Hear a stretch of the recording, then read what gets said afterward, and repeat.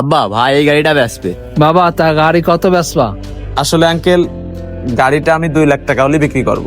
কি রে, তুই জানিস নে আমার কাছে 1 লাখ টাকা আছে, ও তো গাড়ির দাম 2 লাখ কয়। আব্বা শোনো, মোটেও নাটক করবা না। আমার এই গাড়ি পছন্দ হয়েছে, যেভাবে হোক ভাইয়ের কাছ থেকে গাড়ি আমার কিনে দাও। বাবা বলতেছি কি, 1 লাখ টাকা এখন নিয়ে আর 1 লাখ টাকা কয়দিন পরে দিলে হবে না নে?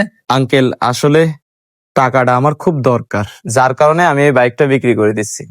আশিক শোন, তুই তো আমার অবস্থা সবই জানিস, ও তো 2 লাখ টাকার নিচে বেচবে না, তাই করছে কি কয়দিন পরে তোর গাড়ি কিনে দিবানে। আব্বা গাড়ি আমার এটাই পছন্দ হয়েছে, গাড়ি যদি কিনতে হয় তাহলে আমি এটাই কিনবো।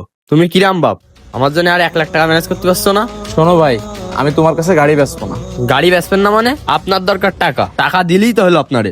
হ্যাঁ, এইটা সত্যি, আমার টাকার দরকার, কিন্তু তোমার মতো বেয়াদবের কাছে আমি গাড়ি বেচবো না। শোনো ভাই, তোমার মতো আমিও আমার বাপরে চাপ দিয়ে এই গাড়িটা কিনিলাম। আমার বাবা ব্যাংকের তে 3.5 লাখ টাকা লোন তুলে আমার এই গাড়িটা কিনে দিছিল, কিন্তু একটা সময় যায় আমার আব্বা আর ওই লোনটা চালাতে পারে না, আর এই লোনের টেনশন, সংসার চালানোর টেনশন, সবকিছু মিলে আমার বাপ অসুস্থ হয়ে পড়ে, এখন হসপিটালে ভর্তি। তার চিকিৎসার জন্য এখন প্রতিদিন অনেক টাকা খরচ হচ্ছে, তাই আমি বাধ্য হয়ে এই গাড়িটা বিক্রি করে দিচ্ছি।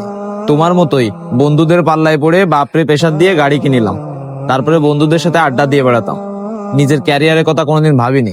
যদি সময় নষ্ট না করে ক্যারিয়ারে ফোকাস দিতাম, তাহলে এরকম গাড়ি এখন হয়তো বা আমার 5-7টা হইতো। শোনো ভাই, আমাদের বর্তমান যুগের ছেলেপিলের সমস্যা হচ্ছে এইটা, আমরা দাঁত থাকতে দাঁতের মর্ম বুঝি না, সময় থাকতে আমরা মা বাবার কদর বুঝি না।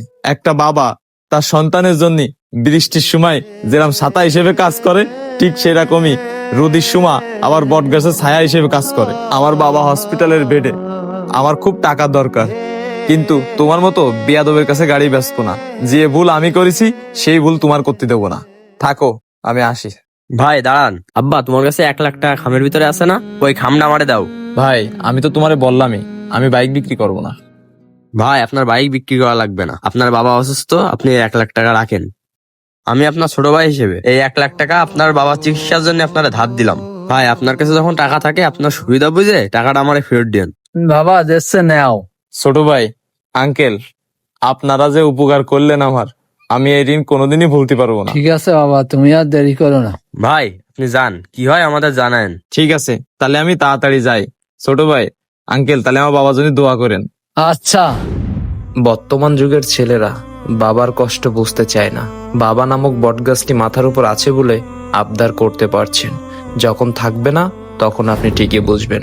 ভিডিওটি লাইক, কমেন্ট, শেয়ার করে সবার মাঝে ছড়িয়ে দিন।